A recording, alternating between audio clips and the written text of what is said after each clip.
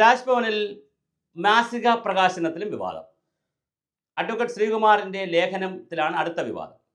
നിയമസഭയുടെയും ഗവൺമെൻറ്റിൻ്റെയും ഗവർണറുടെയും ഉത്തരവാദിത്വങ്ങളെ സംബന്ധിച്ച് ഭരണഘടനാപരമായി പറയുന്ന കാര്യങ്ങളെക്കുറിച്ച് അഡ്വക്കേറ്റ് ശ്രീകുമാറിൻ്റെ ഒരു ലേഖനമുണ്ട്. ആ ലേഖനത്തെ വിയോജിച്ചുകൊണ്ടാണ് ബഹുമാനപ്പെട്ട മുഖ്യമന്ത്രി സംസാരിച്ചത്. എന്നാൽ അതിനെ ഏറ്റുപിടിച്ച് വിവാദമുണ്ടാക്കാൻ ഗവർണർ തയ്യാറായില്ല. അതൊരു വളരെ പ്രധാനപ്പെട്ട കാര്യമാണ്. കാരണം അല്ലെങ്കിൽ അത് വഴക്കായിലേക്ക് പോകുമായിരുന്നു. എന്തായാലും ഭാരതാംബയുടെ ചിത്രം വച്ചില്ല. അപ്പോൾ മുഖ്യമന്ത്രി ഗവർണറെ കാണാൻ പോയി, രാജ്ഭവനിൽ പോയി. മഞ്ഞുരുകുമോ എന്ന് നമുക്കറിയില്ല. ഒരുപാട് ആളുകൾ, വളരെ പ്രധാനപ്പെട്ട തിരുവനന്തപുരത്തെ പ്രധാനപ്പെട്ട മുഖങ്ങളെല്ലാം അവിടെ പങ്കെടുത്തിരുന്നു. ഒരു ക്രോസ് പ്രൊഫൈൽ ആളുകളെല്ലാം അവിടെ വന്നു. വളരെ ഗൗരവതരമായ വിഷയങ്ങളാണ് അവിടെ ഉണ്ടായത്. എന്തായാലും ചർച്ച വേറെ രൂപത്തിലേക്ക് വഴിമാറിപ്പോയി. വളരെ ഗൗരവതരമായ വിവാദം അവിടെയും ഉണ്ടായി. രാജ്ഭവൻ ലോകഭവനാവണമെന്ന് നമ്മുടെ ശശി തരൂർ അവർ പറഞ്ഞു. പക്ഷെ അപ്പോഴും ഒരാളിൻ്റെ അസാന്നിധ്യം ശ്രദ്ധേയമായി. അത് വി.ഡി. സതീശൻ പ്രതിപക്ഷ നേതാവിനെ ആശംസയ്ക്ക് ക്ഷണിച്ചിരുന്നു. ആശംസയ്ക്ക് ക്ഷണിച്ചപ്പോഴേ ഞങ്ങൾ പറഞ്ഞിരുന്നു അതിലൊരു പ്രോട്ടോക്കോൾ വിഷയം വരാം. പക്ഷേ പ്രോട്ടോക്കോൾ വിഷയം വന്നു എന്നുള്ളത് തന്നെയാണ്. എന്തായാലും വി.ഡി. സതീശൻ അവർ പങ്കെടുത്തില്ല. ഡോക്ടർ ശശി തരൂർ പങ്കെടുത്തു. അത് അദ്ദേഹം രാജ്ഭവനെയൊക്കെ വാനോളം പുകഴ്ത്തി. ഇനിയിപ്പോൾ അതിൻ്റെ വിവാദം അടുത്ത് വരാൻ കിടക്കുന്നതേ ഉള്ളൂ. കാരണം ശശി തരൂർ മോദിയെ പുകഴ്ത്തുന്നു, ഗവർണറെ പുകഴ്ത്തുന്നു. അതെല്ലാം RSSനെയും BJPയെയും പുകഴ്ത്തലാണെന്നുള്ള രീതിയിൽ വ്യാഖ്യാനങ്ങൾ വരാനിരിക്കുന്നേ ഉള്ളൂ. എന്തായാലും വളരെ ഗൗരവതരമായ ഇടപെടലുകളാണ് നടക്കുന്നത്.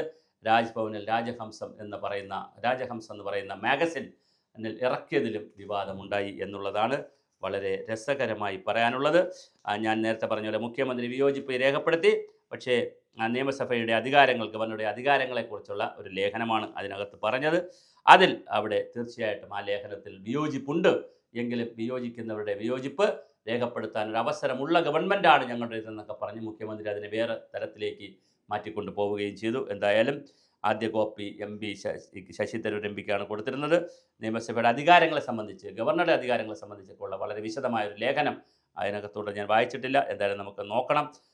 ഗവർണറുടെയും നിയമസഭയുടെ അധികാരത്തിൻ്റെ ലേഖകൻ പ്രതിപാദിക്കുന്ന അഭിപ്രായങ്ങൾ സർക്കാരിൻ്റേതല്ല, ലേഖകൻ്റെ മാത്രമാണ് അഭിപ്രായമെന്ന് സ്വാഗതം ചെയ്യുന്നു. വിരുദ്ധ അഭിപ്രായങ്ങളെയും സ്വാഗതം ചെയ്യുന്നു. പക്ഷേ അതിന് കഴുത്ത് ഞെരിച്ച് ആരെങ്കിലും പറഞ്ഞാൽ അവരെ കഴുത്ത് ഞെരിച്ച് കൊല്ലാനൊന്നും സർക്കാരില്ല എന്നുള്ള രീതിയിലും വിരുദ്ധ അഭിപ്രായങ്ങളും അനുവദിക്കുന്ന ജനാധിപത്യ മണ്ഡലം നവോത്ഥാന പൈതൃകമായി കേരളത്തിൽ ലഭിച്ചിട്ടുണ്ടെന്നും മുഖ്യമന്ത്രി അവകാശപ്പെട്ടു. അപ്പോൾ എന്തായാലും ഗൗരവതരമായ ഒരു വിവാദം വീണ്ടും ഉണ്ടായി. എന്തായാലും മാഗസിൻ വന്നു. ഇനി തുടർ ലേഖനങ്ങൾ വരുമ്പോഴായിരിക്കും അടുത്ത ബോംബുകൾ പൊട്ടുക. എന്തായാലും മാഗസിൻ പുറത്തിറങ്ങി. ഇനി ആരൊക്കെ എഴുതും, എന്തൊക്കെ ബോംബുകളാണ് കേരളത്തെ കാത്തിരിക്കുന്നതെന്ന് നമുക്കറിയില്ല. നമുക്ക് കാണാം.